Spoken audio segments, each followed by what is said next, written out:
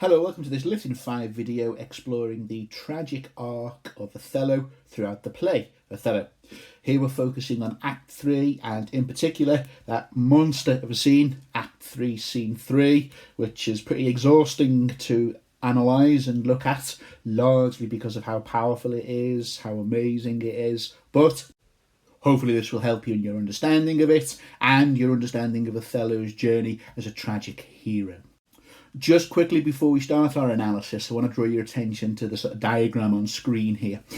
So, as we should be aware from either your own analysis of it in class beforehand, the other videos you've maybe seen on Act 1 and Act 2, we need to be aware that the peripeteia of a tragic hero comes about due to a combination of factors, okay?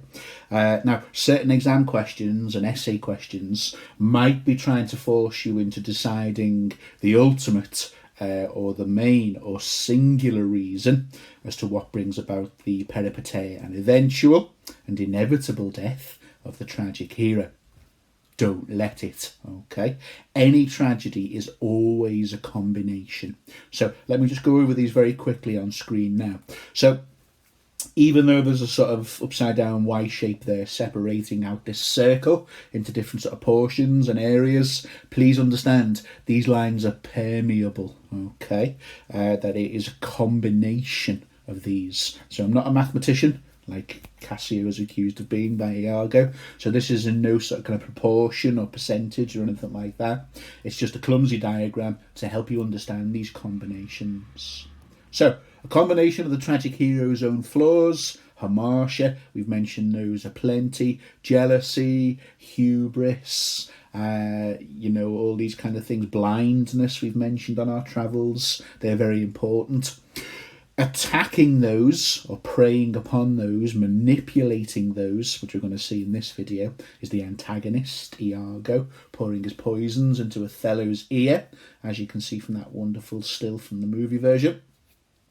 Also, though, you need to be aware of external factors, and certainly how I'm choosing to interpret that in relation to Othello, a sort of wider societal attitudes towards race, which we've had some of in Act 3, of course, with those racial slurs. But, as we're going to see in subsequent videos and in this one now, attitudes towards gender as well. So, the sort of peripeteia of Othello here, we've seen him previously grant a sort of equality to the status of his wife. Let her come and speak for herself. I don't want to speak on her behalf in Act 1. Send for the lady to the sagittary. I think that's how you pronounce that word. And then Desdemona comes and speaks and represents herself and her marriage to Othello. However, despite all these kind of indications of a more equal relationship of equality and sort of reciprocal power of equal sort of status, once Iago's words start to take effect on Othello now, almost out of nowhere really, in a way we've not seen before prior to Act 3 in the play, Othello starts to display some really strong, powerful, awful displays of misogyny. Okay, we've seen it from Iago aplenty, but before this we absolutely have not seen anything like that from Othello. So they're the three sort of pieces, if you like, they're the three sort of factors which combine at different quantities, at different stages of the play, to bring about the peripeteia and the eventual death of our tragic hero. But I just wanted to clarify there what we mean by external factors. Please keep all of those three things in mind as we go through Act 3 and chart the tragic arc of Othello here in a really powerful and important act in the play. Moving on. So in this first slide I want to talk about the argument that people can make and should make about whether Othello is too easily manipulated by Iago. I put 2 in brackets just to keep it as a matter of debate. So it's not very earth-shattering or revealing to say that Iago is manipulated by Iago. But when you get into areas of easily or too easily, then we can get some interesting sort of discussions, really. And that's what a lot of your arguments might hinge on. If you get the kind of question which tries to say, this is the main reason, this is the singular reason for Othello's downfall. I've spoken about the dangers of that on the first slide with the diagram, so please keep that in mind. Eventually, I'll talk about something you can see in the heading there, curiosity, forbidden fruit, Pandora's box, to show you sort of how Iago, or one of the ways Iago manipulates Othello, and then obviously we steer that back to Othello to say what that shows about him as a tragic hero. Separate stuff on Iago, separate video. What I thought I'd do though was put these two quotations or these two moments from the play side by side. I'll kind of start with the one on the right and then work backwards. So if we zoom in here on the one from Act 3, Scene 3, which is what we're looking at, we've had just prior to this, Iago, all his caveats, all his manipulation, all his planting suspicion, all those kind of things that we'll talk about in the Iago video. But Iago leaves the stage, as you can see from the word exit there. And then in this soliloquy, Shakespeare has Othello say, "This fellow's of exceeding honesty, and knows all qualities with a learned spirit of human dealings." So he's a learned, intelligent man who knows all qualities of human dealings. You better believe that to be the case regarding Iago. Okay, super cunning, super intelligent. His intelligence in manipulation is just beyond compare, really. The reason why I wanted to zoom in on that was to come back and remind us of a quotation early on in the play, one of Othello's major first speeches in the play, where he's defending himself against accusations of bewitching and seducing Desdemona.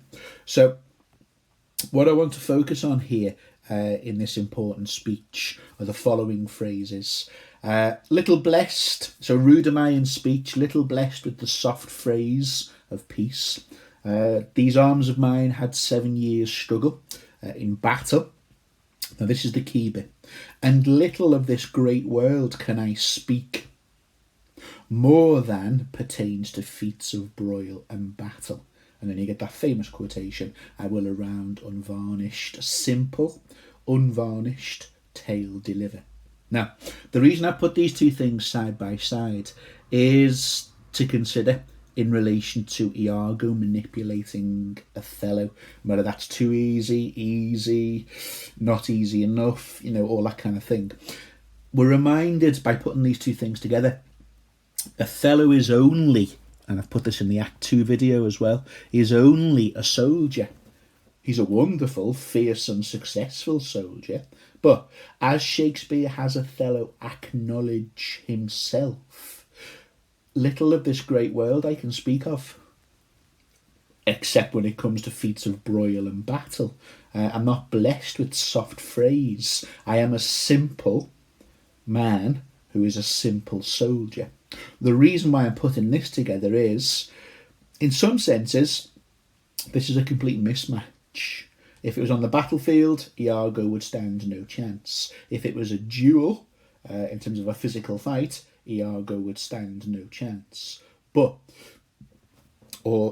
Proving that our simplistic soldier, who knows little of the great world other than broil and battle, doesn't really stand a chance, to be honest, when it comes to someone who is an extremely quote-unquote learned spirit and knows all qualities of human dealings. Iago is a master of the human mind and therefore knows how to manipulate everyone. Okay, so very important we have that sort of contrast in mind when we start to think about who's most to blame. Is it Othello's hamartia? Is it Iago as an antagonist? Is it social external factors? As we said, it's a combination of all of those. But I think they are two very important quotations to bear in mind wherever you choose to go in that argument. So on this slide, I thought we'd have a little look at one of the ways in which Shakespeare shows Iago demonstrating that intelligence. Yes, remember that quote just from the previous slide? A learned spirit who knows all qualities of human dealings. Iago knows exactly how to lure and sort of bait Othello here towards the disclosure of the suspicion, which is based in nothing and isn't true, of Cassio and Desdemona having an adulterous affair. Just reinforcing that idea of a mismatch between, I don't think you should say in an essay, but a mismatch between sort of brawn and brain. The intelligent, sort of sophisticated political Venetian compared to the Moorish soldier. That'd be a better way of wording it in an essay, I think. But it does come down to that idea, I think. Is this quote in the bottom left-hand corner? So it's one of those amazing soliloquies from Iago again. The Moor is of a free and open nature, that thinks men honest, that only seem to be so, and will as tenderly be led by the nose as asses are. So there's sort of Iago knowing really it's a mismatch in terms of intelligence. So our sophisticated learned spirit again, who knows all qualities of human dealings. I really wouldn't get sick of seeing that in essays a lot, depending on the question of course, but it's just a really, really good quote. It's a mismatch. So in the same way an owner of an animal will easily and can lead a beast by the nose, it's sort of like a donkey, an ass, it's no contest. It's very, very easy for Iago to manipulate Othello in this way. Now, one of the first ways in which he starts to do it, and we'll look closely at language to prove this, is by going for this sort of curiosity idea, this idea of Pandora's box. Well, I've got my thoughts and my suspicions, but I really don't want to tell you about them.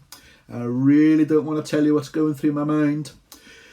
Obviously, all that serves to do towards Othello, and not that you would say so in an essay, but it's human, isn't it? So I don't know if I should say this, but anyone who ever says that really is, you could argue, just inviting you to pursue it and ask them to disclose what they're thinking. So in this way, Iago can easily sort of lure Othello towards the sort of bait, to take the bait and to walk into this and request to the point where Othello becomes desperate for the ideas that Iago is withholding, which is of course the accusation of adultery, which is completely unfounded and untrue. Okay, so let's look closely at some of the language Iago uses here to achieve successfully, arguably quite easily, this manipulation of Iago. So we got on the top left here, did Michael Cassio, when you wooed my lady, know of your love? He did, and then Othello replies, why do you ask? Now look at the language here of diminution to minimise the seriousness of this. In a way, it's a brilliant strategy to increase the importance of the lie, because look at it, look at the words Shakespeare has and uses. Oh, but for a satisfaction of my thought, no further harm. Okay, so look at your conjunction there, your but, and look at your word thought there. Oh, it's only a thought. It's from this supposedly mere and simple thought which Iago, uses then to successfully bait Othello and make him desperate to find out exactly what Iago is thinking. No further harm. A tremendous amount of harm will materialise from this.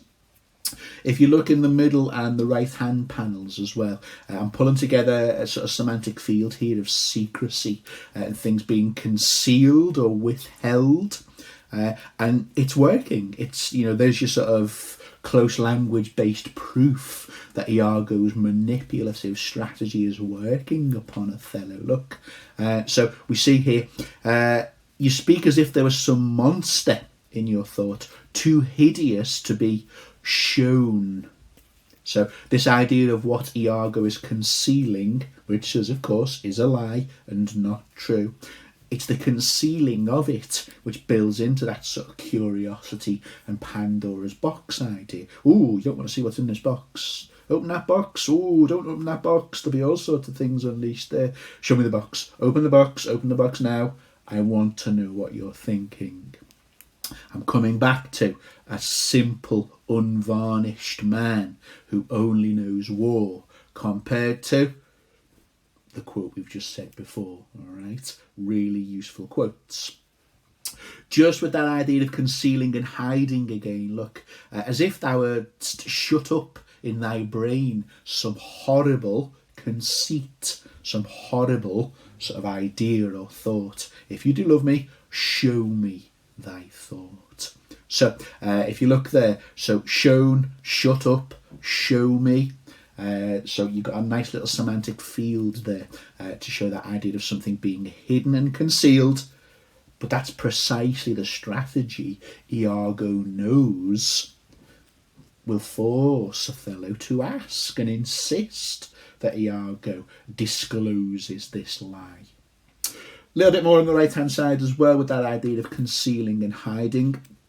We've got Othello, bottom right. Nay, yet there's more in this. So Othello is successfully baited now. He's fully convinced that there is something else or extra which needs to be revealed. Speak to me as thy thinkings. So expose, reveal, tell me what you are concealing. Two quick mentions there of those verbs, which depends on how the actor delivers them. Might be seen as a form of hedging, as we say in English language. For Michael Cassio, I dare be sworn, I think that he is honest. And then a bit further on we get, why then? Yes, settled, sorted. I think Iago's an honest man. Now Othello is obviously choosing, or he is interpreting that, which seems to carry some, or seems to perceive some doubt in Iago's words. So clever use of language. We talk about that in the Iago video, his repertoire of language, but more on that in the separate video. Final thing to mention here is the quote from Iago on the right hand side. Men should be what they see. Yes, there you go. Look at the way he changes direction here with this conjunction yet again. He's very clever at this. Or, those men that are not what they seem, I hope they would not seem honest. So there's just a sort of change of direction there, a U-turn, just to keep that doubt and uncertainty in Othello's mind. More of that in a moment when we move on to the different colour slides of how Iago exploits and targets a masculine sort of notion of certainty. So that quote there, or those that be not, would they might seem none. I'm just referring you back across to the quote from Act 1, Scene 3 again. The more thinks men honest, that but seem to be so. So Iago knows Othello is rather flawed and simplistic in terms of believing every man to be honest, with no skill to discern or see those who are pretending to be honest. Huge dramatic irony in that the person saying that to him is his utmost deceiver, the dissembling figure, which is a good way of talking about the villain here in a tragedy. Moving on. Continuing with this sort of Pandora's box idea of curiosity and withholding to, make Othello desperate to hear Iago's suspicions. Just want to start in this sort of bottom area of this quotation here. So, by heaven, I'll know thy thoughts. There's a good quote to absolutely show Othello's desperation now that Iago discloses and reveals his suspicions. Just one further sort of ratcheting up Othello's desperation here from Iago. You cannot! I won't tell you. I will not tell you my thoughts.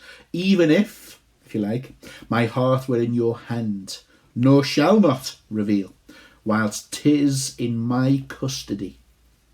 Okay, so here's a brilliant sort of strategy here where Iago uses the concept of loyalty in the sense that I'm loyal to you, I love you, I'm not going to reveal this monstrous thought, which obviously makes Othello, get extremely angry and frustrated and exasperated that Iago won't reveal it. This is Iago just biding his time. One last effort to make Othello sort of pop. Don't put that in your essay, of course. In this desperation to hear his suspicions and his thoughts. So again, I think this proves that quote on the left-hand side from Act 1, Scene 3, easily be led by the nose as tenderly and as simply and obediently as asses are. The mismatch again, Iago's sophisticated intelligence, the plain, simplistic, unvarnished soldier is no match for this. So if we just backtrack to the quotation at the top of this column here, it's very important that you have a look at this in lots of detail, I think. I'm going to separate these 11 lines out into the first 8 and the last 3. Now the first 8 here sees Iago issuing one of many of the caveats he uses. So he warns Othello, I could be wrong, this could just be the completely wrong end of the stick. Worded better than that in your essay, of course. A misperception, a wrong reading of the situation. And at regular intervals, Shakespeare has Iago warn Othello to this effect. I do beseech you, I plead with you. I'm quite vicious in my guesses. It's my nature's plague to spy into abuses. And this is the key bit here. And often my jealousy shapes faults, sees or creates faults that are not there. So we get a wonderful reminder there of the power of jealousy to distort and contort and sort of warp perceptions of things. Iago knows this full well, of course. Learned spirit, all qualities, human dealings, etc., etc. But he warns Othello here. So I might well be one that imperfectly conceits. I get things wrong. So I'm warning you or advising you, would take no notice, nor build yourself a world of trouble, if you like, out of my scattering and unsure observance. Okay, so you got that language of diminution again. I could be making this huge error based on nothing more than a scattering and unsure observance. All these warnings, all these caveats.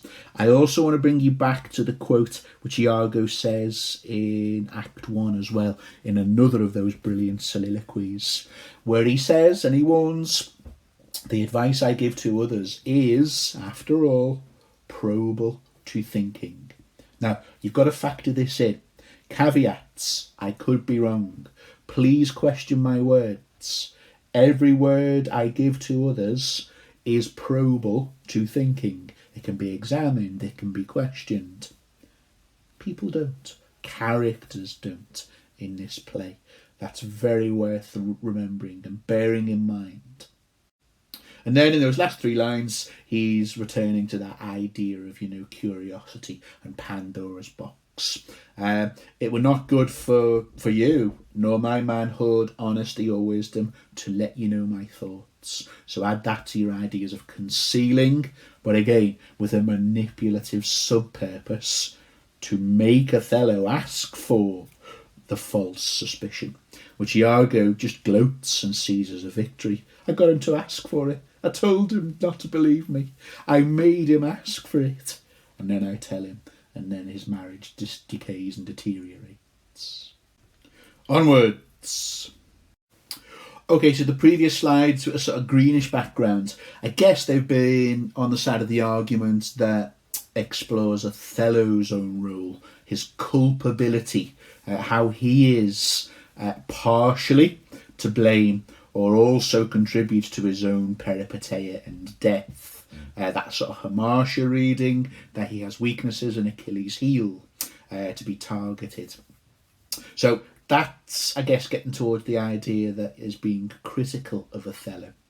When we're moving on to these kind of blue slides now, we're looking at the argument that says, maybe a sort of victim reading here, in the sense that, given Iago's skill, Othello doesn't really stand much chance against this master manipulator. So both sides of the argument and everything that's sort of fuzzy in between, which is part of the wonderful complexity of tragedy.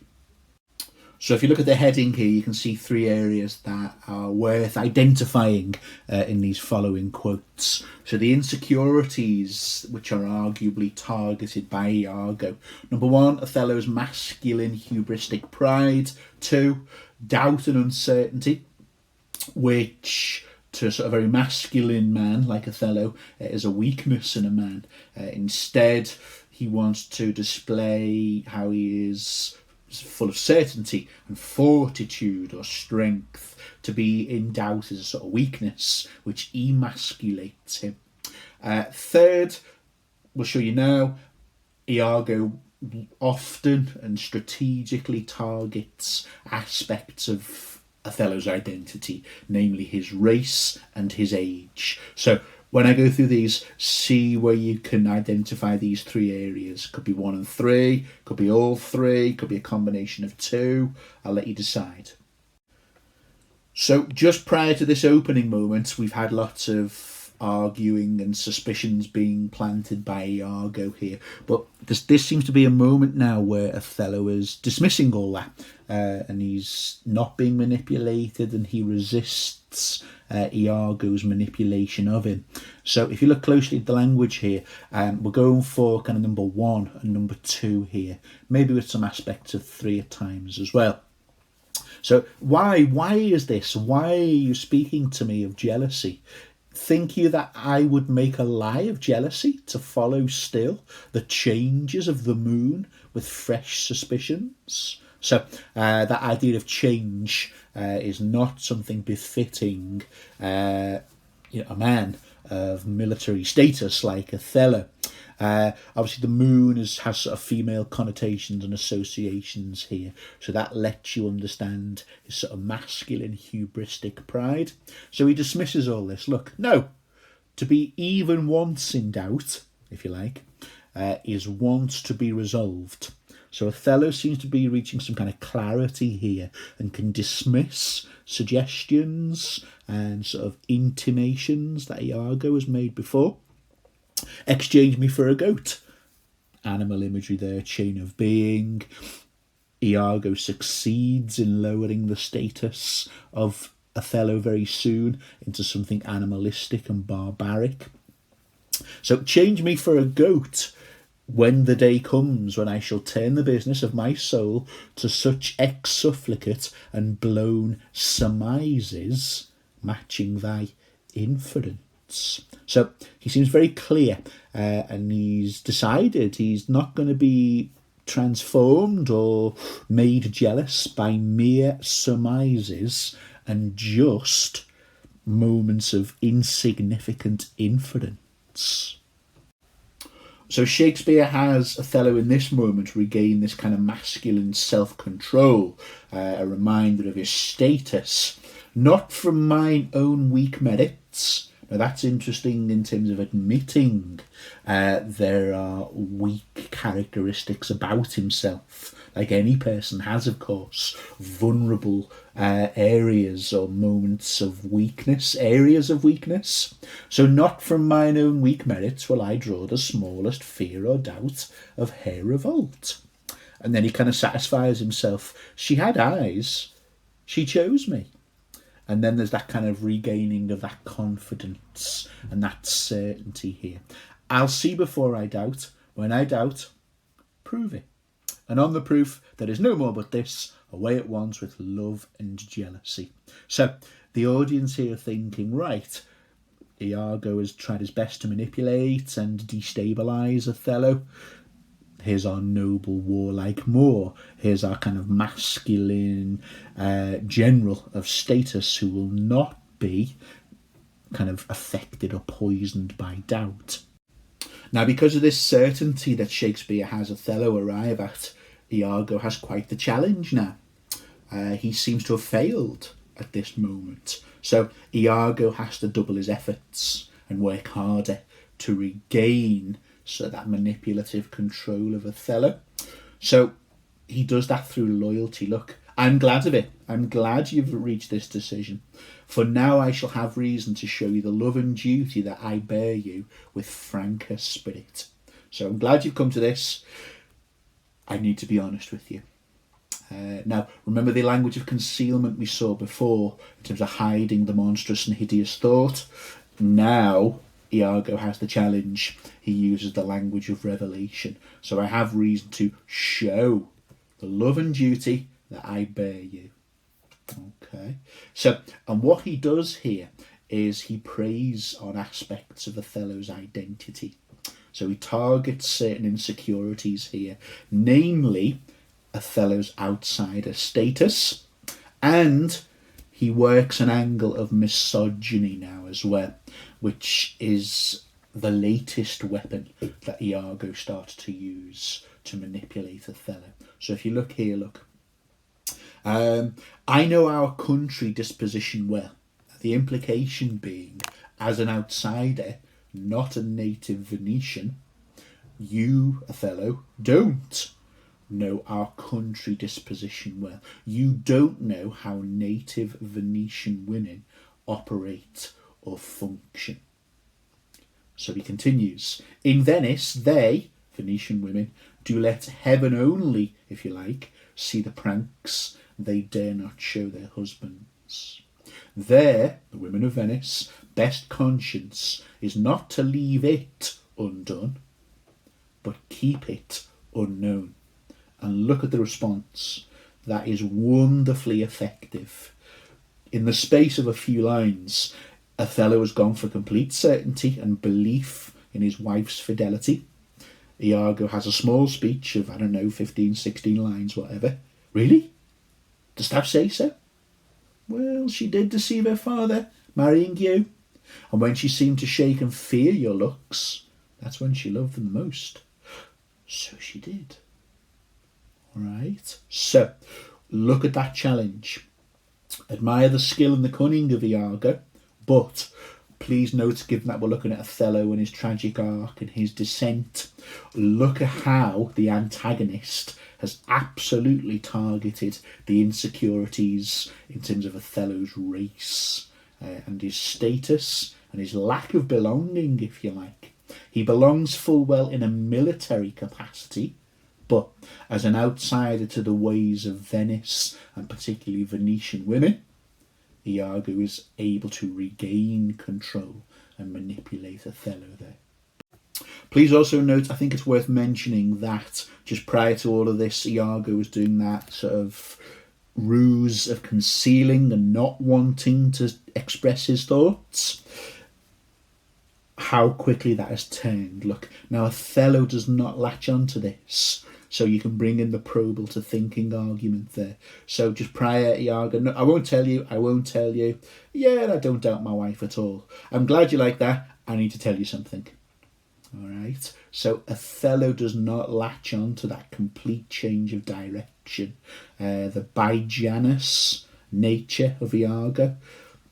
Othello, beg your pardon, doesn't see that. He doesn't see that sudden switch from wanting to withhold to wanting to absolutely, dressed up in an act of love and devotion, accuse his wife of being an adulteress. That's worth bearing in mind from that sort of critical of Othello point of view. So moving across to this second column, Iago has seen that, a misogynist angle, using the idea of some kind of supposedly inherently deceitful nature of Venetian women, or married Venetian women. That's had tremendous success. So look at how he continues that. So why? Go to then. She that so young could give out such a seeming to seal her father's eyes up close as oak. Lots of hissing sibilance in that line as well.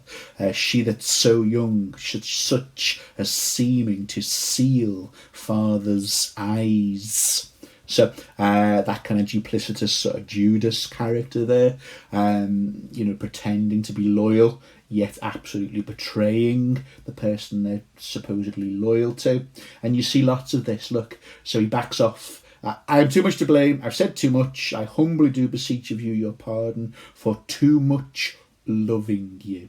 And then further on down the bottom, all of that I have spoke, I hope you will consider what is spoke comes from my love. So I'm reminding you there again on the right hand side, the flaw that Iago knows Othello possesses. He thinks men honest, that but seem to be so. And he's absolutely kind of mired now. A key sort of dissent in his peripeteia. I am bound to thee forever. So if you look at the two columns, look at the top left. I'm absolutely certain of my wife. I'm a very lucky man. She is full of virtue. I don't doubt her. Skip across. He's suddenly, very, very quickly, betrothed, if you like, that's the proper word to use, or bonded to Iago instead. I am bound to thee forever. And then, of course, that builds to the mock marriage scene, which we'll look at towards the end of this video. Last two quotations on this very important slide. We're looking at Othello's masculine hubristic pride here, and sort of emasculating Othello here. So, and look at how brilliantly it's done again. Iago wrapping this up as concern and love and loyalty and devotion. I see this hath a little dashed your spirits. No, not a jot. Manly sort of pride here. So Othello denies that. And then Iago repeats it. But I do see you're moved. So whilst that seems to be out of concern, and that's how obviously Othello will receive it, that's actually skillfully, brilliantly, intelligently goading Othello that he is weak. For someone to point out that you're moved and your emotions are in control of you, that's a deep insult to a masculine, proud general like Othello. It's reminding him that he is less of a man. How Janus-faced is that? What seems to be concern is actually further goading and mockery and degrading of Othello. Brilliant stuff from that manipulative genius, who is still an evil genius, but is manipulative in his intelligence. These moments open with another of those stinging insults towards his pride and his masculinity. My lord, I see you're moved. No, not much moved.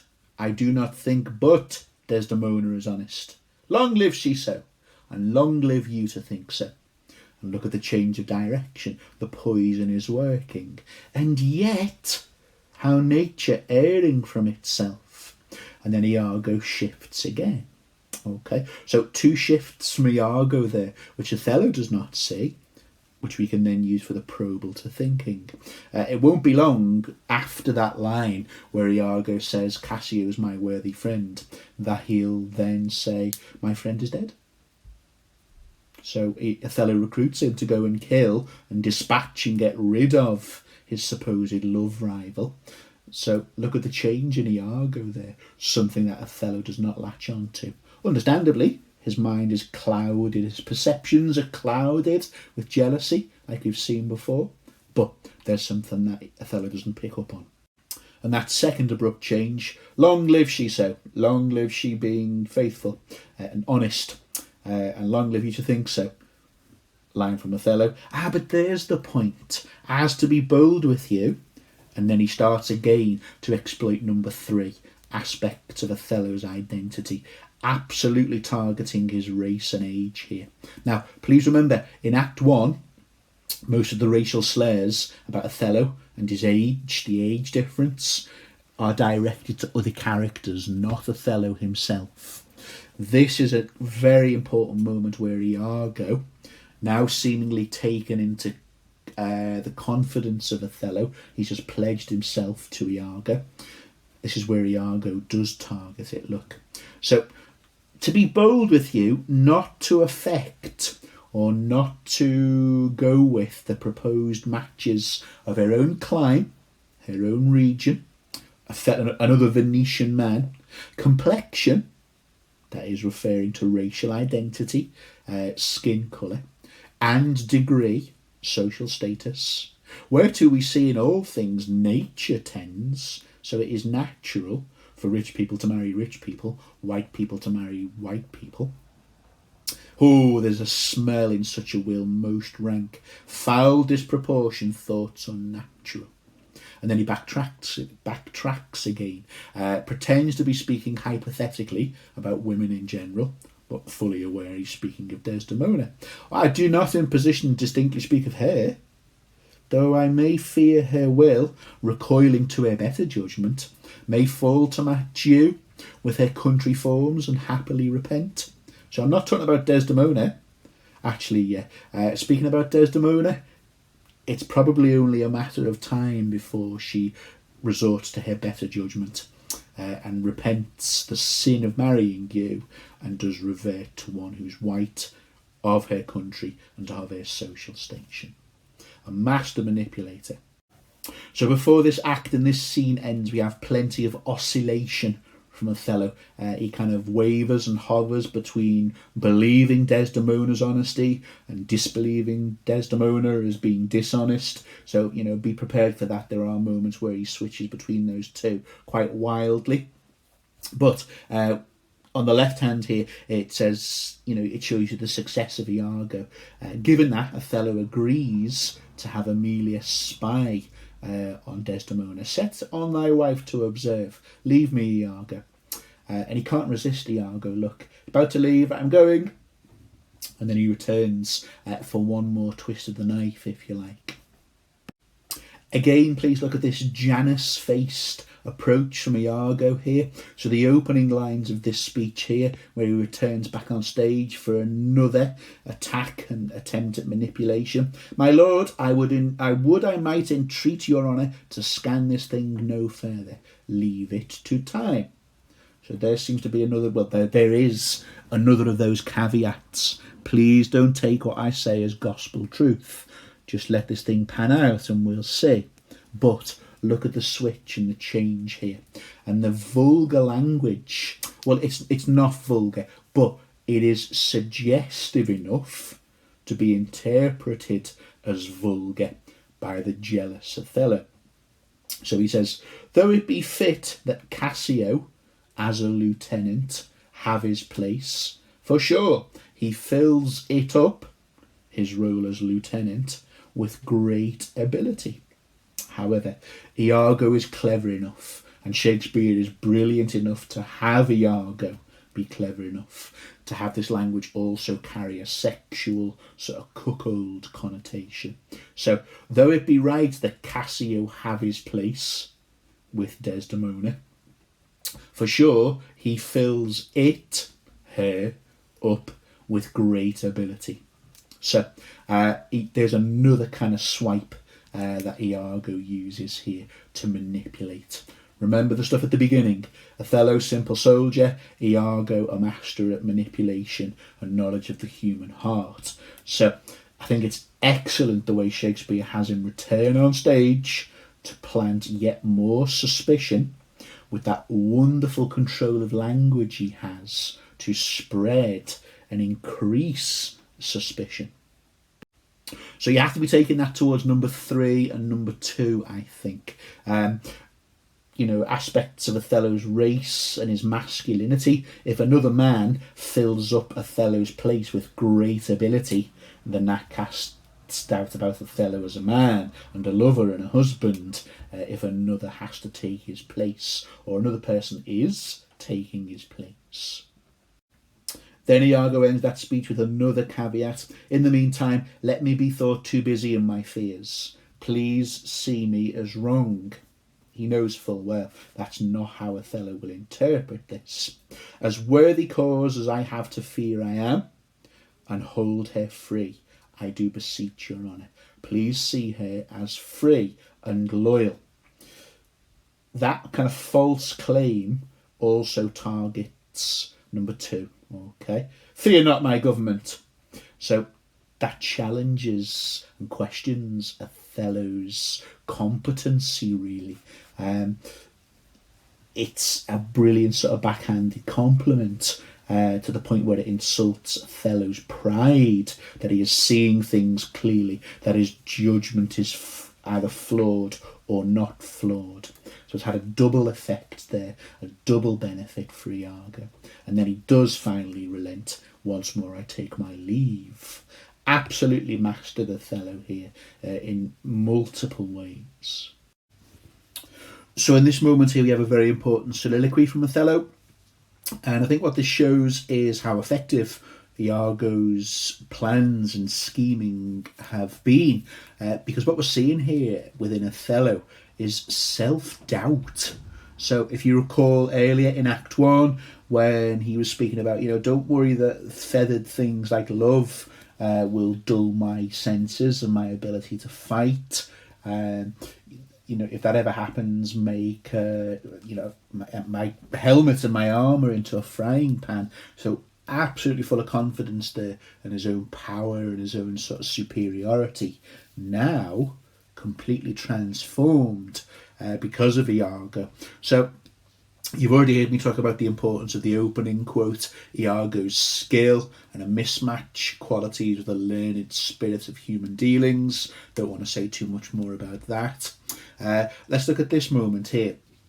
Haply, which just means perhaps, not happily, perhaps for I am black and have not those soft parts of conversation that chamberers have, or for I am declined into the vale of years. And then he sort of stops and corrects himself and sort of shakes himself away from that line of thought. But even though he turns himself away from that, you absolutely should be using that as proof that Iago has successfully targeted aspects of his identity. And we're getting that sense of inferiority being expressed now in a soliloquy. So doubt and uncertainty absolutely flowing through Othello now. And gone is that strong, proud general. Instead we have, none of that hubristic pride here. Instead we've got weakness, we've got uncertainty and a lack of strength. At least momentarily before he checks himself and then changes direction on that. But it's still valid.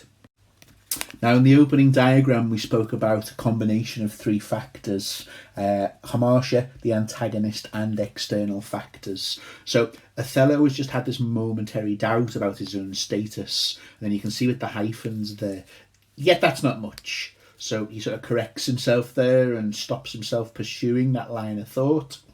Instead, this is why I want to bring upon the ideas of a combination of factors here. So, excuse me, in relation to the hamartia and the work of the antagonist, we're getting external factors here.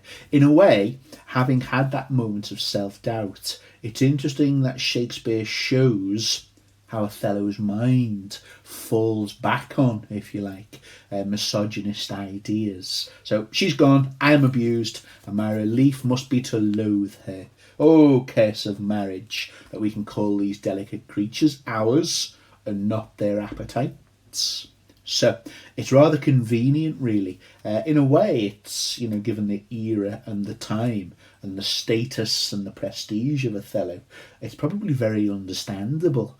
Not condoning that, of course, but it's an easy sort of bitterness to revert to here, to start cursing the supposedly false and duplicitous nature of women who cannot control their appetites and are adulterous by their nature.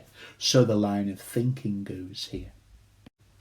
Continuing that idea of self-preservation, so reverting to misogyny, there's further sort of self-preservation to his own ego here, because for a minute, he was saying, I'm inferior, I'm black, I'm old, but look at how he sort of rescues that as a sort of ego massage and to preserve his own sense of ego. Yet 'tis the plague of great ones such as me.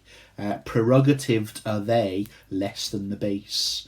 'Tis destiny unshunnable like death. So he's saying great ones like himself have less chance than the lowest in society of avoiding being cuckolded, the forked plague that he's referring to there. He's also saying it's inevitable, it's destiny that great men like him have this fate, As you know, the quicken he's referring to.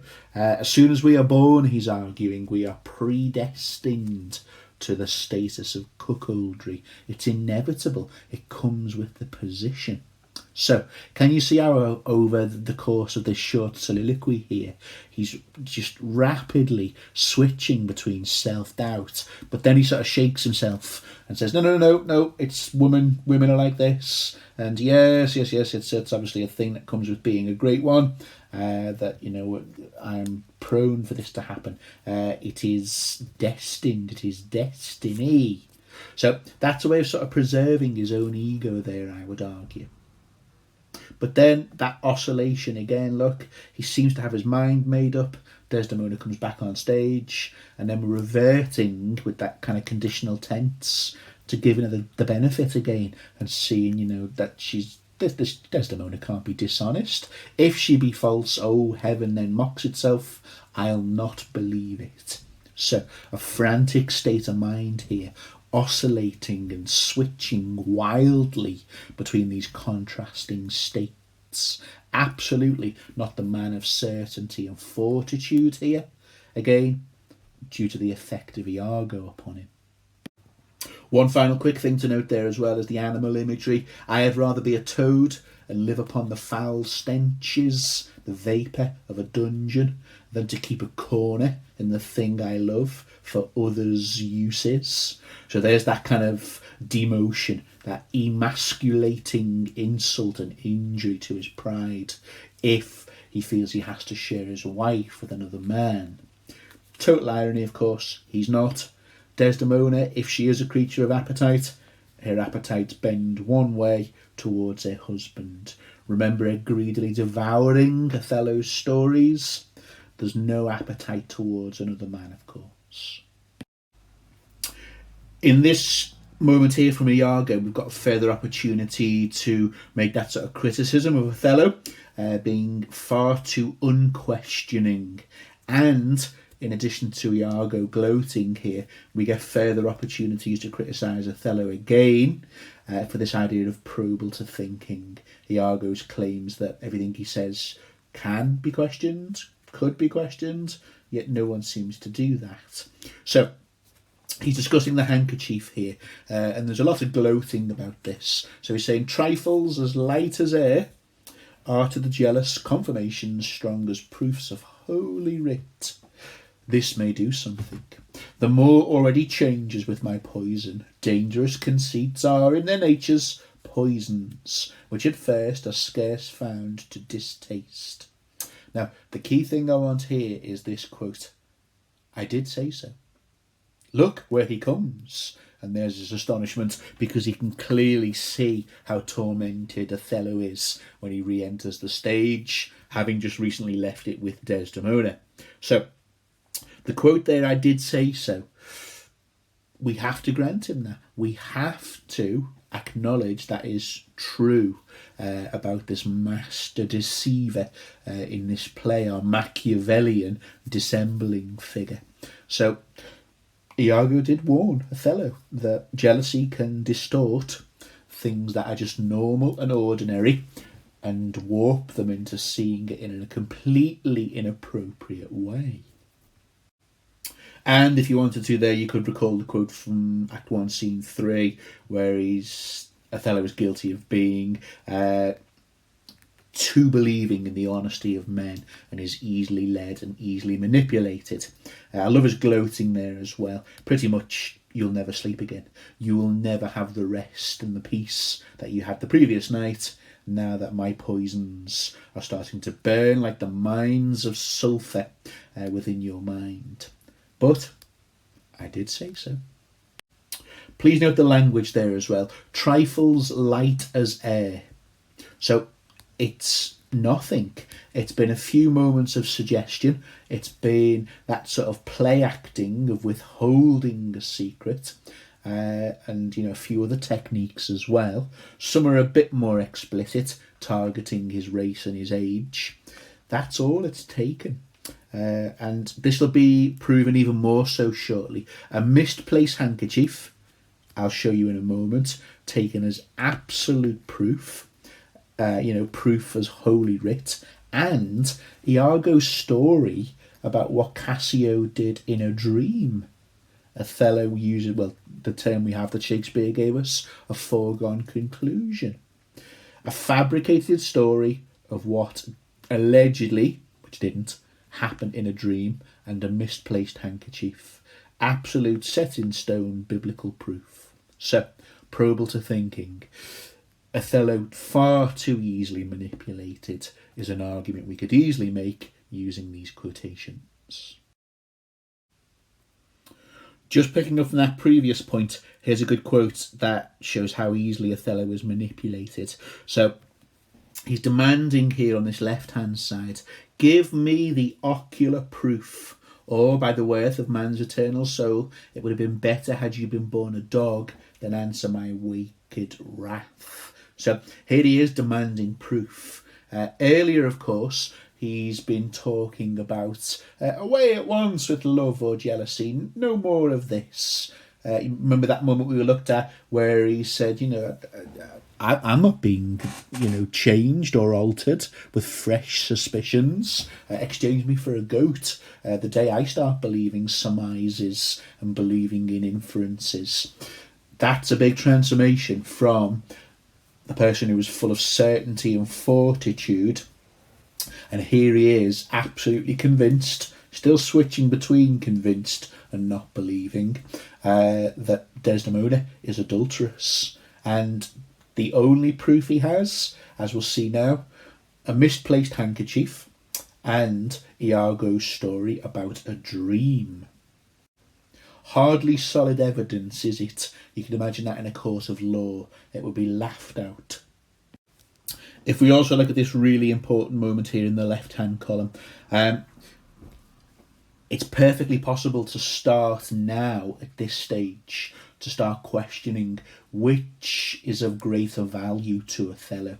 Has it been his wife, his love, Desdemona, or are we just starting to come to the realisation now, brought about by the circumstances Iago has engineered, of course, is Othello's reputation, his pride, his identity as a Venetian general, is that more important to him?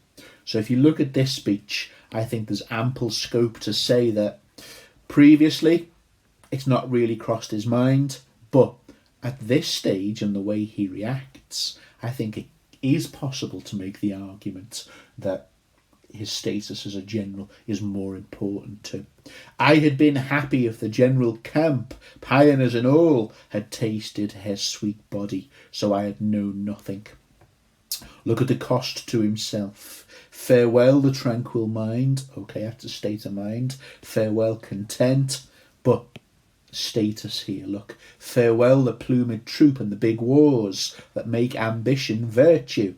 Farewell the horses, the trumpet, the drum, the pipes, the royal banner, and all quality, pride, nice and clear, pomp and circumstance of glorious war. Othello's occupation is gone. Okay, so very important. You can argue, maybe it always has been, but has just become clear now. Othello's masculine hubristic pride, much more important to him than his devoted, and she is devoted, wife. Lastly on this page, we see some interesting ideas here in terms of Othello's own attitudes now towards aspects of his own identity. So there's some key things there in terms of Iago, which we'll save for the Iago video. But look at Othello's uncertainty again. Here's just a wonderful, clear example of that. I think my wife be honest, and think she is not. I think that thou art just, and think thou art not. So, all this has gone now on the screen in terms of manly certainty and fortitude. However, have a look at this. There's that call for proof again. So, ocular proof for my eyes. I will have proof. And look at how cheaply and, pathetically that proof is given. A handkerchief and a false story about a dream. However, it's this we're interested in here as well. Look, her name, that was as fresh as Diane's visage, is now begrimed and black as mine own face. So, You remember in Act 1, Othello is proud of his lineage. He comes from great ones. He comes from great and royal and noble stock, which we talk about in the Act 1 video. Look at his notion of himself now and how that has been transformed.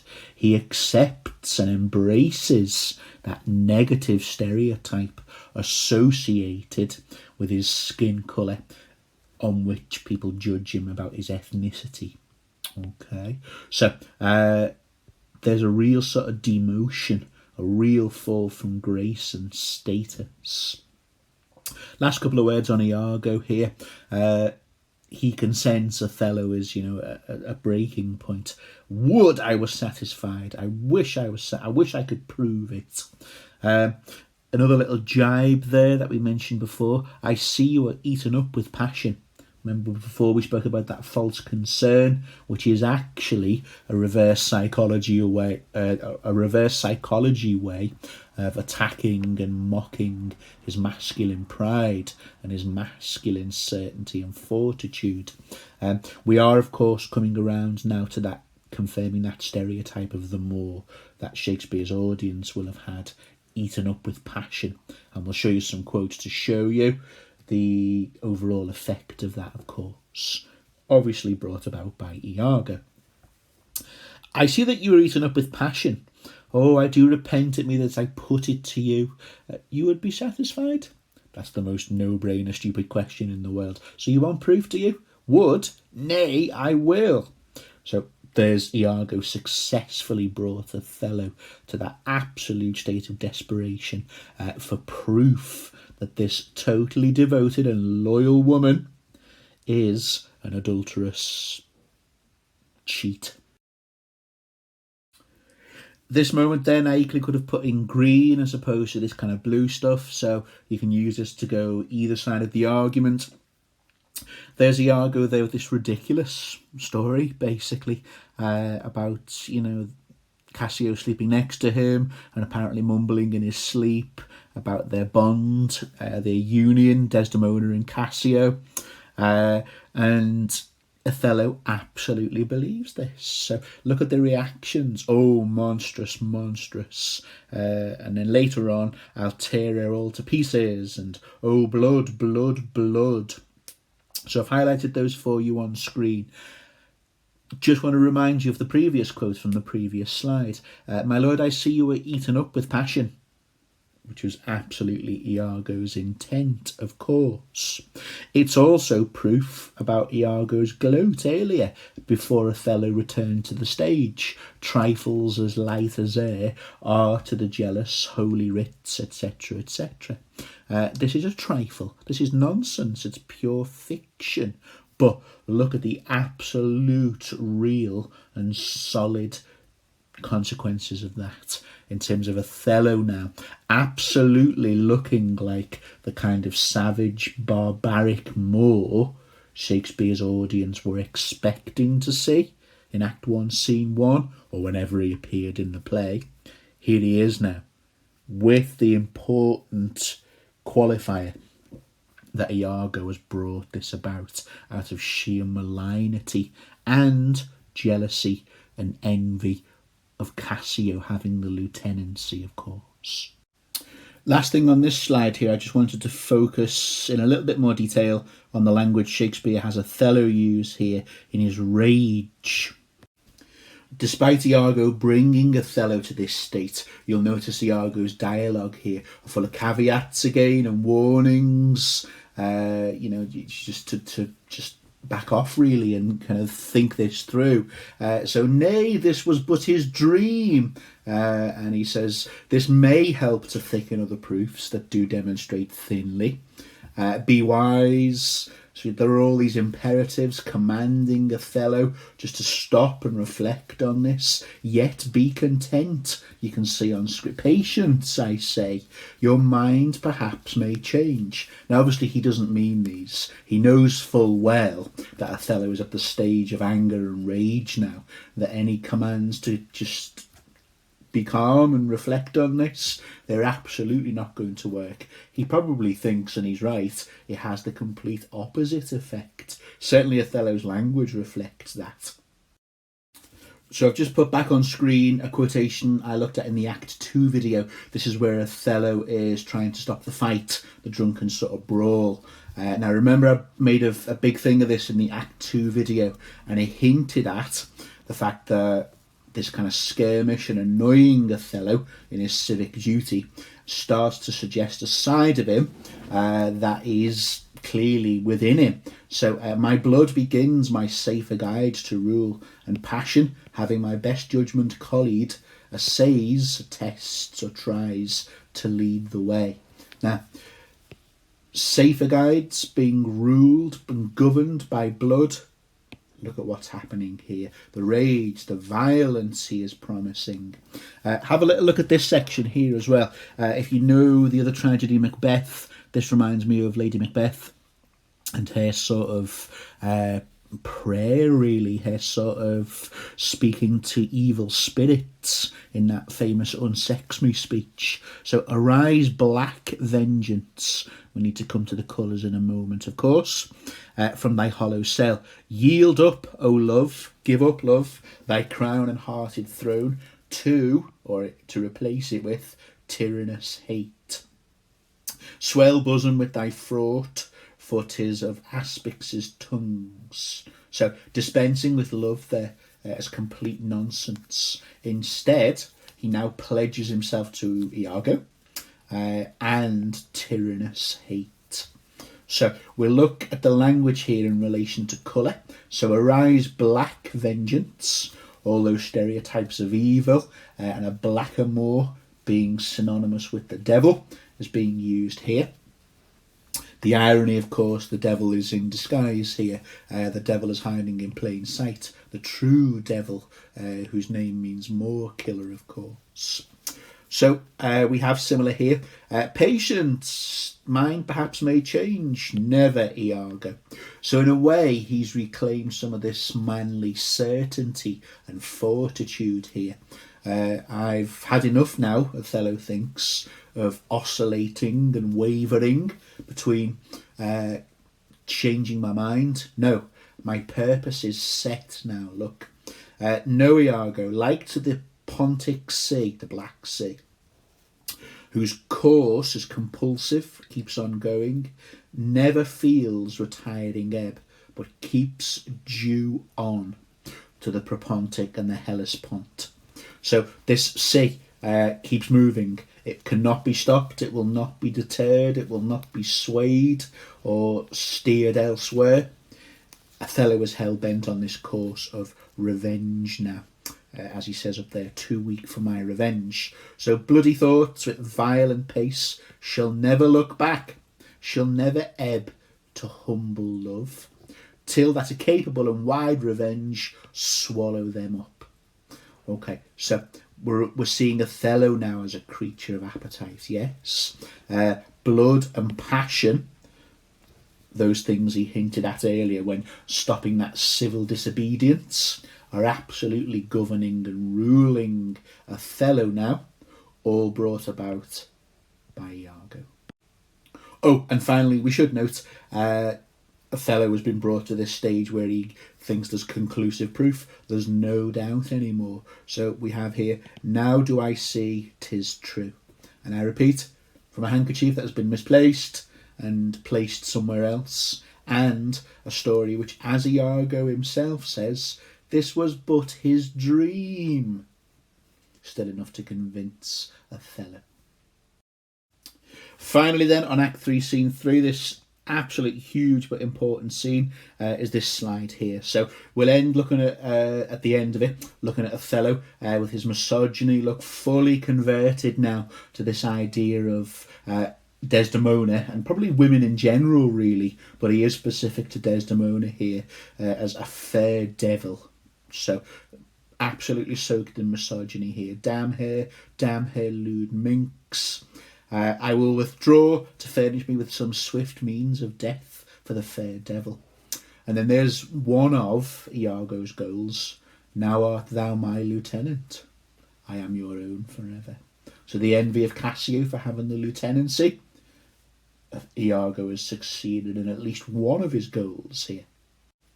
We're reminded one more time here of Othello's flaw in his inability to discern honest men from those pretending to be honest. As you've seen, this is the mock marriage scene. They kneel and they take this pledge together. So critics often refer to this as the mock marriage scene.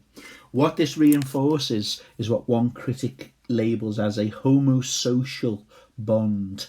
The bond and the connection between men is deemed as more important, more valued than the relationship between man and wife. So this mock marriage absolutely reinforces that idea of a homosocial bond between men being much more important. Finally then, all our arguments about probable thinking and being too trusting and too honest. Another opportunity here. So Othello charges Iago with the task of killing him. Within the instant, I'll put thee to it. Within 3 days, let me hear thee say that Cassio's not alive. My friend is dead. 'Tis done at your request. I'll come on to the but left here live in a moment. Now, on a previous slide, we showed you how Iago was saying Cassio's my worthy friend. So it's not long after that that Iago says my friend is dead. He doesn't even say Cassio is dead. He says, my friend is dead. Now that ought to be some kind of alert in terms of how fickle and how changeable, by Janus, Iago is. Okay, yes, I guess he's in turmoil in terms of, his marriage and believing Desdemona to have cheated on him, but probable to thinking, the arguments we've said earlier. My final point I want to make here is about the idea of loyalty and service. So I'll go into this in a lot more detail, or will do when I make it, on the Iago video. So if you look at Iago kneeling here, taking his vows, witness you ever burning lights above, etc., etc., that here Iago doth give up the execution of his wit, hands, heart, to wronged Othello's service. So, absolutely posing as a servant of Othello, a loyal servant. The quote I talk about in the Iago video is a quote he uses about Desdemona, where he will turn her virtue into pitch. Pitch being a black sticky substance used to trap and snare birds or animals. What Iago has managed to do here is to turn pitch into appearing like virtue. So there's an interesting and very, very important paradox in terms of Iago's deception here. And he's managed to do that absolutely successfully, as shown with them kneeling together and performing this mock marriage. And there's Iago pledging his devotion to Othello. I am your own forever. I follow him but to serve my turn upon him. So, flaws in terms of Othello, but for Othello here, he will see himself as having regained, or fighting to regain, that kind of masculine hubristic pride. He will right the wrong of that which threatens to take away his occupation. But the audience and Iago are fully aware otherwise. Thank you for watching. That was a long video with lots, I hope, of useful detail for you. It is such an important act, and I hope this has helped consolidate that or make it more memorable or accessible to you.